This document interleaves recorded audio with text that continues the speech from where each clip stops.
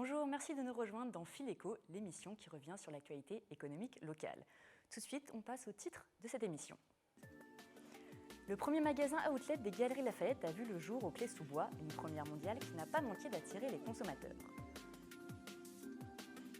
L'usine Renault à Flins augmente sa production et devrait embaucher. Pourtant, la direction reste encore floue sur les chiffres et la nature des contrats. L'apprentissage en discussion, le gouvernement veut relancer la filière. Dans les Yvelines, le nombre d'apprentis tend à diminuer. Zoom sur un métier d'exigence, celui de cuisinier, une profession toujours très demandée. Olé Crêpes, c'est un food cab. Cette micro-entreprise illustre le succès d'une nouvelle forme de restauration, la restauration mobile.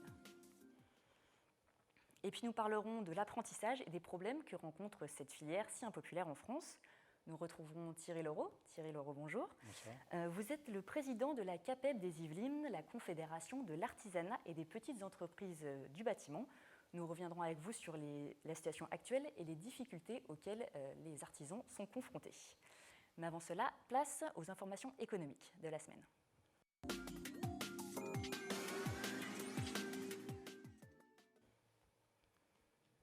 Samedi dernier, le premier magasin outlet des Galeries Lafayette a ouvert, une première mondiale pour l'enseigne qui a choisi le centre commercial One Nation Paris à Clé-sous-Bois.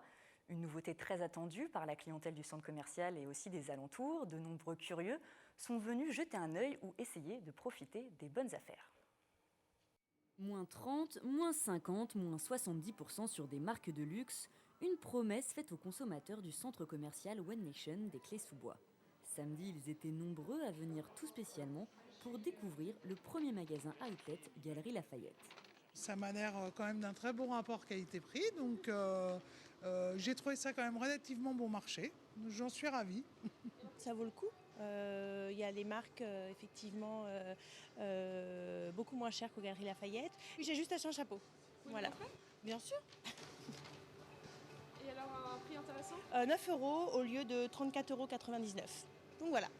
800 mètres carrés, une ouverture mondiale dans les Yvelines. Le pari pourrait sembler risqué pour la grande enseigne. Pourtant, les Galeries Lafayette n'ont pas eu peur de ternir leur image. L'outlet est tendance. Déjà très développé à l'étranger, il représente aujourd'hui environ 3% du parc commercial français. On va être le premier grand magasin à ouvrir un outlet. Ensuite, il est important pour deux raisons. C'est qu'en termes stratégiques, c'est un marché qui est en fort développement, évidemment tiré par la conjoncture un peu difficile, etc. Le concept de l'outlet est un concept qui fonctionne bien. Et donc là, ça nous permet d'écouler les fins de saison, les vieux stocks, etc. Et donc de renouveler encore plus l'offre dans nos grands magasins. Une bonne opération dont se félicite également le groupe Cat Invest. Avec 140 millions d'euros d'investissement, la société a beaucoup misé sur One Nation.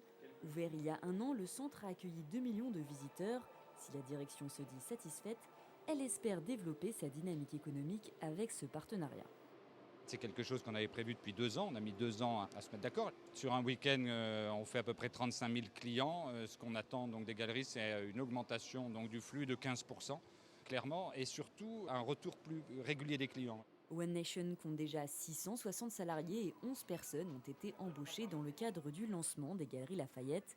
D'autres emplois pourraient être créés si l'objectif d'attirer 4 millions de visiteurs d'ici 2 ans est atteint. Ce week-end, Carlos Ghosn, le patron de Renault, a annoncé que le groupe allait embaucher dans les Yvelines.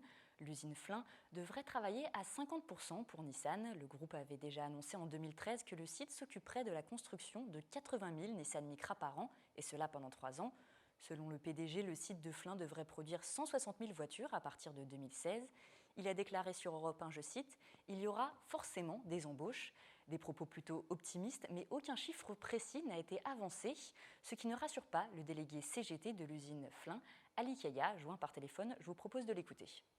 Des embauches en intérim, il y en a. Par exemple, à Flins, aujourd'hui, la précarité explose. On est à 1100 intérimaires sur un site qui compte 2200 CDI.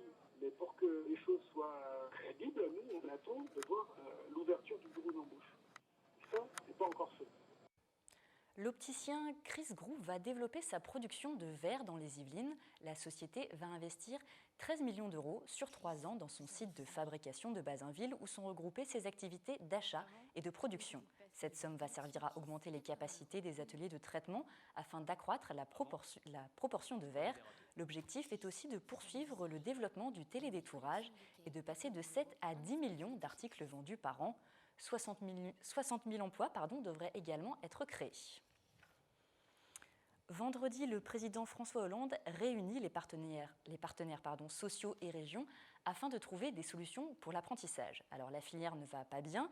415 000 apprentis ont été recensés en 2014 alors que le gouvernement vise un objectif de 500 000 jeunes pour 2017. Dans les Yvelines où l'on compte entre 8 000 et 10 000 contrats d'apprentissage, cette tendance tend à se confirmer. Si 8 jeunes sur 10 issus de l'apprentissage trouvent un emploi tout de suite en sortant de leur formation, les inscriptions en CFA dans notre département baissent de 10 à 15% selon les métiers. Des images de William L. et Patrick Jacques de Dixmude. Son premier emploi, Mehdi n'a pas eu besoin de beaucoup le chercher. La société où il a appris son métier d'artisan chauffagiste l'a pris en CDD. Obtenir un job plutôt facile avec l'apprentissage, trouver une entreprise en alternance est en revanche plus compliqué. Les artisans sont soumis à de nombreuses réglementations, notamment sécuritaires. Prendre un jeune s'avère parfois plus une charge qu'une aide réelle. Il faut trouver parce qu'il y en a qui sont déjà pris, il y en a qui ne prennent pas forcément d'apprentis, parce que ça leur coûte cher. Il y a des choses, des fois, c'est assez technique. Par exemple, déjà utiliser la disqueuse, au début, j'avais pas le droit, vu que c'est dangereux. Puis il faut bien prendre ses précautions avant d'utiliser, mettre ses lunettes, ses gants, puis faire très attention. L'activité, notamment celle des mineurs, est particulièrement encadrée par le Code du travail. Ainsi, un jeune couvreur n'a pas le droit de monter sur une échelle et un apprenti boulanger ne peut travailler avant 6 h du matin. Si des dérogations sont possibles, la lourdeur administrative freine beaucoup d'artisans, comme l'explique Laurence Bourgeois. Elle a pourtant embauché ses 3 derniers apprentis. S'il faut respecter toutes les règles liées à l'apprentissage, effectivement, il y a des gens qui n'ont plus envie de travailler avec les jeunes. C'est trop difficile. La responsabilité est énorme. Il faut bien apprendre un métier, il faut bien savoir faire quelque chose, et pour se lancer dans la vie, il faut tester des choses. Des règles lourdes à appliquer, mais pas seulement. Le contexte économique explique aussi l'impopularité de l'apprentissage. Dans les Yvelines, les effectifs des salariés ont diminué de 22 et de 33% au premier et second trimestre 2014.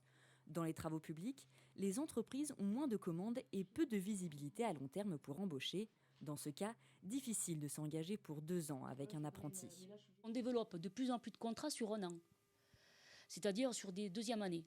Donc on fait rentrer des jeunes en contrat de 1 an, de plus en plus. Je trouve que la demande a explosé ces 2 dernières années. L'an dernier déjà c'était significatif et cette année c'est énorme.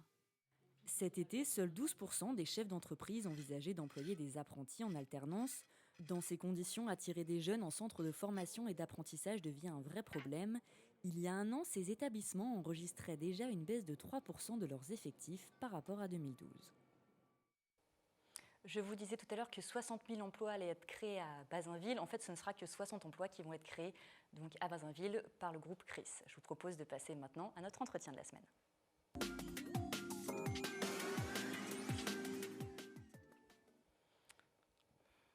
Notre entretien de la semaine porte donc sur les difficultés liées à l'apprentissage, comme nous l'avons vu dans le reportage précédent. Thierry Leroux, bonjour. Et merci d'être venu et d'être avec nous sur notre plateau. Donc vous êtes le président de la CAPEB, je le répète, la CAPEB des Yvelines, c'est la Confédération de l'artisanat et des petites entreprises du bâtiment. Vous êtes vous-même artisan. Alors premièrement, est-ce que vous pouvez m'expliquer les difficultés auxquelles vous êtes confrontés, vous en tant que professionnel du bâtiment et en tant qu'artisan, face aux apprentis et à l'apprentissage ? Alors, deux difficultés. La première conjoncturelle, parce qu'effectivement, prendre un apprenti aujourd'hui, c'est un engagement sur 2 ans. Et comme le disait dans votre reportage, on a un petit peu peur, on n'a pas la visibilité à aussi longue distance. Et puis, ce qui a été dit aussi, des difficultés administratives. C'est-à-dire c'est quand même une contrainte d'avoir un jeune, parce que ce sont des mineurs. Et donc les règles ne sont pas celles qui s'appliquent à un travailleur lambda. Donc c'est difficile, on ne peut pas leur faire effectivement faire toutes les tâches.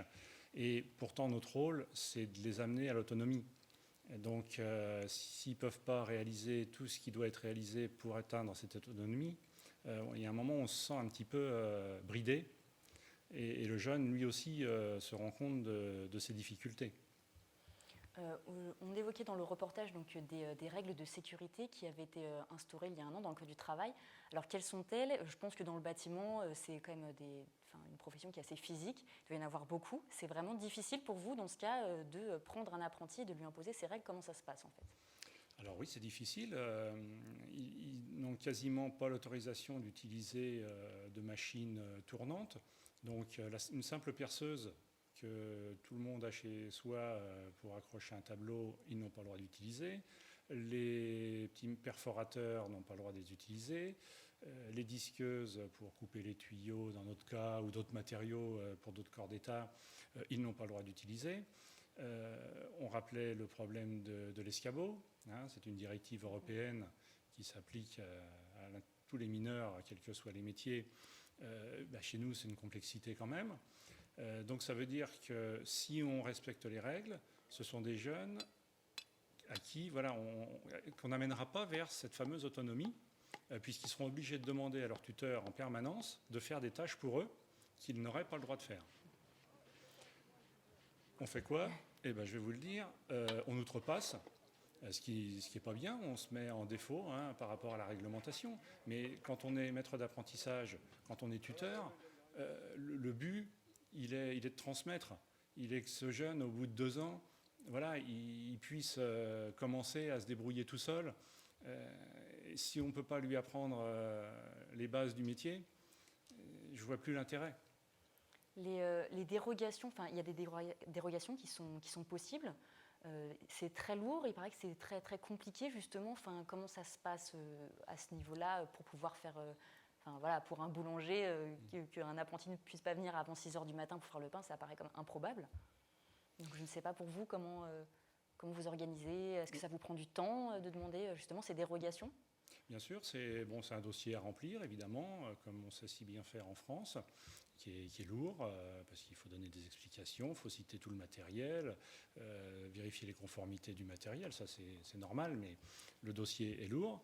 Ensuite, c'est à l'inspection du travail, à la directe, de décider si elle accorde la dérogation ou pas. Moi, je vais vous citer mon cas. Mon avant-dernier apprenti, on m'a refusé la dérogation. Donc, je fais quoi du jeune ?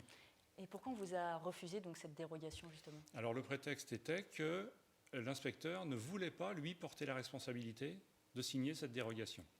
Donc, vous voyez l'aberration dans laquelle on se trouve. C'est-à-dire que moi, on accepte de me faire porter toute la responsabilité de ce jeune, que j'ai 3 semaines par mois sur les chantiers et auxquels je dois faire très attention, et on y fait très attention.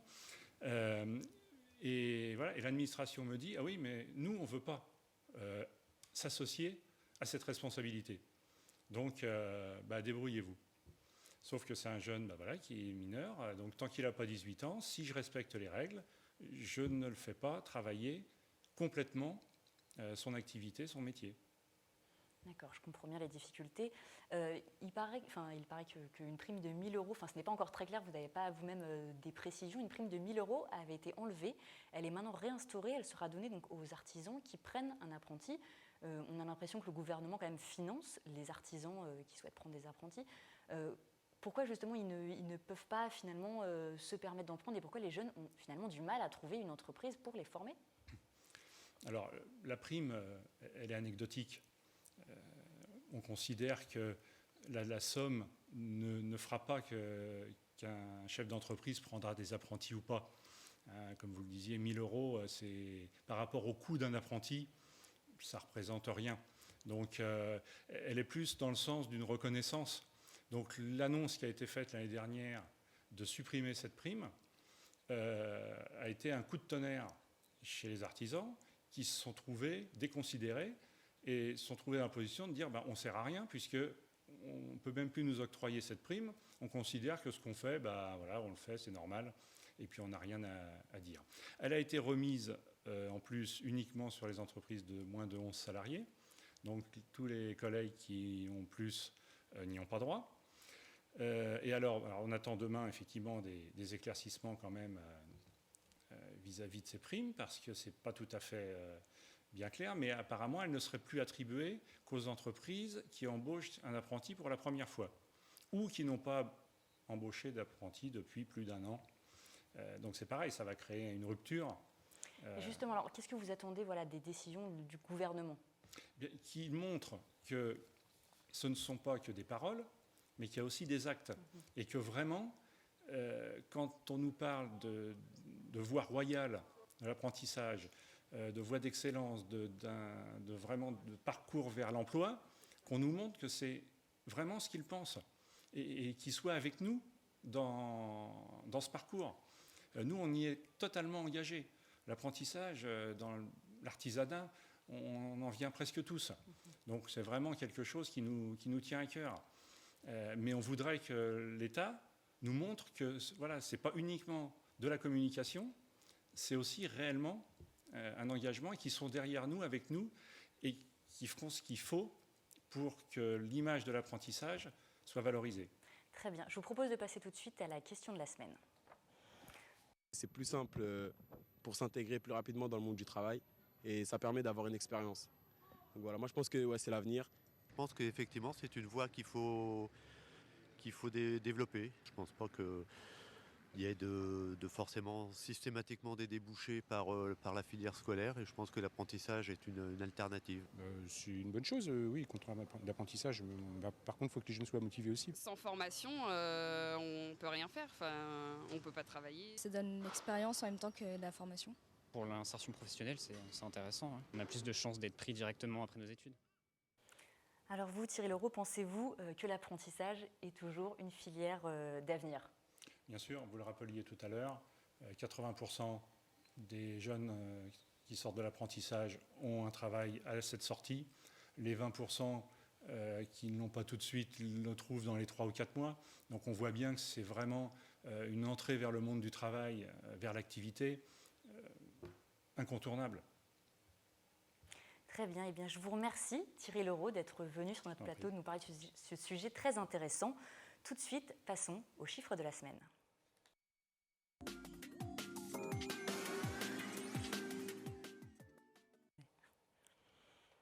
Cette semaine, le chiffre de la semaine concerne l'immobilier dans les Yvelines. 3 760 €. C'est le prix médian du mètre carré sur l'ensemble du département, un prix qui continue de baisser. Si la baisse des prix s'accélère, les ventes de volume diminuent également de moins 20 à moins 30% selon les communes. À Saint-Quentin en Yvelines, les agences ont moins vendu que l'année dernière à la même période. De moins en moins de jeunes actifs et de primo-accédants investissent dans la communauté d'agglomération. Pourtant, les Yvelines restent le département le moins cher de la Petite Couronne. Je vous propose maintenant de découvrir notre partie magazine avec le zoom sur le métier de la semaine.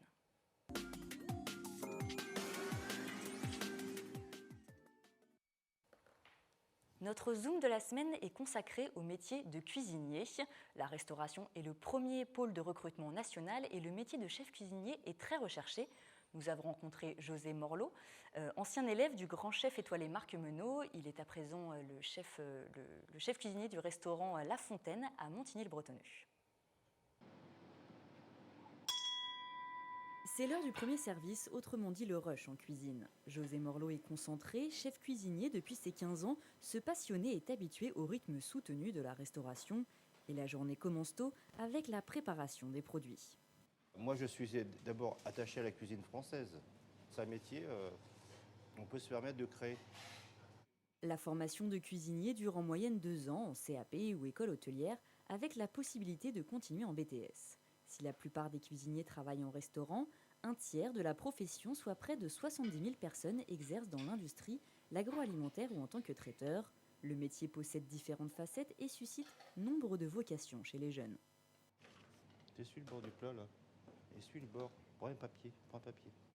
J'avais commencé par faire une filière générale au lycée Descartes. Ça me plaisait pas. Donc du coup, j'ai préféré faire quelque chose que j'aimais. C'est quelque chose que je fais depuis que je suis tout petit avec ma mère. Du coup, j'ai voulu devenir apprenti pour faire un CAP cuisine. En entrant sur le marché du travail, un apprenti perçoit en moyenne 1 500 € net. Le salaire varie selon l'employeur. Si certains grands chefs sont millionnaires, tous les cuisiniers travaillent au minimum 10 heures par jour. C'est des horaires assez difficiles. Et puis les contraintes familiales, parce qu'il n'y a plus de week-end, il n'y a plus de jours fériés.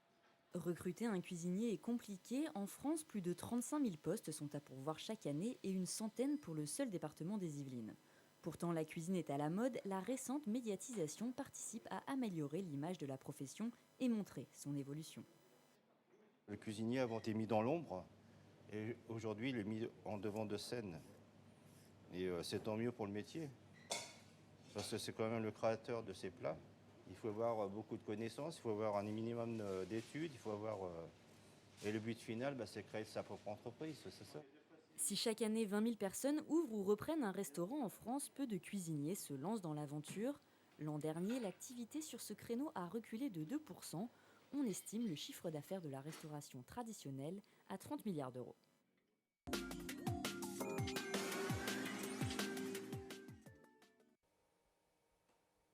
Et nous restons dans le domaine de la cuisine avec une nouvelle forme de restauration qui connaît un grand succès, c'est la restauration mobile. Alors de nombreux entrepreneurs se lancent dans l'aventure, c'est le cas de Christophe Eblingue. C'est un élan courtois qui a quitté le monde du jardin pour se tourner vers celui de la restauration à presque 50 ans. En avril dernier, il a lancé son entreprise, un food truck appelé Eau des Crêpes, une idée originale qui a déjà fidélisé un bon nombre de clients. Je vous propose de découvrir ce sujet de Yoren Torres et Claire Cambier. Je vais aller chercher ma farine au moulin de Versailles, comme tous les 15 jours, 3 semaines. Christophe Eblingue est devenu un habitué des lieux. Lors de son jour de congé, il en profite pour refaire le plein, 30 kg de froment et 30 kg de blé noir. C'est un artisan du coin, il est de Versailles, il fait lui-même sa farine de froment, qui me convient bien. Il y a un peu plus de 5 mois, Christophe s'est lancé dans une toute nouvelle aventure et a créé ce qu'il revendique être la plus petite crêperie du monde. Une fois son véhicule rempli, pas le temps de traîner, il a encore du pain sur la planche. Nous le retrouvons le lendemain à côté du palais Omnisport d'Elancourt. Le quinquagénaire s'est lancé dans la street food, un concept qui lui permet de cuisiner et de vendre ses crêpes à des endroits différents. Selon les emplacements, on a une clientèle, pareil, totalement différente. Et humainement parlant, c'est intéressant. On ne lit pas amitié, mais enfin, on discute de choses et d'autres. Il est midi, la file s'allonge et certains clients semblent déjà adeptes. Je viens juste pour vous un autre jour, mais vous le dites à personne. On est d'accord, mais ça nous régale, mais on n'en pas de... Vu son aisance, on en douterait presque, mais il y a plusieurs mois, Christophe travaillait dans un tout autre domaine. Il était directeur de jardinerie. Licencié, il saisit alors le moment pour se reconvertir. Il faut avoir la volonté, il faut que ce soit le bon moment. J'y pensais depuis un certain temps. Et je crois que là j'étais mûr pour me reconvertir, pour être mon propre patron. Sa belle famille étant bretonne, c'est sur le marché qu'il repère quelques crêpiers et que son idée germe au fur et à mesure. Dès le mois de septembre l'année dernière, il se fait aider par la maison de l'entreprise de Saint-Quentin en Yvelines, tandis que la Chambre des métiers et de l'artisanat lui permet de travailler son business plan. 6 mois après, le projet est validé, reste plus qu'à trouver les financements. Il y avait toujours la maison d'entreprise qui était derrière, donc ça c'est quand même un apport pour rassurer un banquier. Donc là-dessus, j'ai pas eu trop de problèmes. Seul, ça aurait été certainement beaucoup plus compliqué, quoi. Il investit au final un quart de la somme, soit un peu plus de 20 000 €. Parmi les investissements, son fameux taxi anglais que les clients remarquent et cette petite carriole qu'il peut transporter avec, un concept différent de la plupart des camions food truck. J'ai une andouille camembert. C'est génial. Ah bah je vais tenter, c'est surprenant mais je vais tenter. Ah non, vous allez voir. C'est à Saint-Michel-Saint-Malo. Au menu, des crêpes, des galettes, des produits frais et des prix attractifs. 1 200 € par semaine, c'est à peu près le revenu que Christophe doit dégager pour payer ses crédits et commencer à être rentable. Depuis le début du mois de septembre, sa clientèle est de plus en plus nombreuse et régulière, à tel point que ce jour-là, sa famille lui vient en renfort. En 1h30, 28 formules ont été vendues. Alors, quand on est seul, c'est vrai que c'est parfois un peu compliqué, quoi. Il y a du monde parce qu'entre faire les galettes, donner les boissons, mettre dans les boîtes, encaisser. Quand on lui demande s'il pense à terme engager une deuxième personne, le crêpier préfère garder ses projets secrets pour le moment. Il faut toujours avoir des rêves, des choses, dire bon, après, qu'est-ce qu'on peut faire après. Vous le saurez au prochain épisode.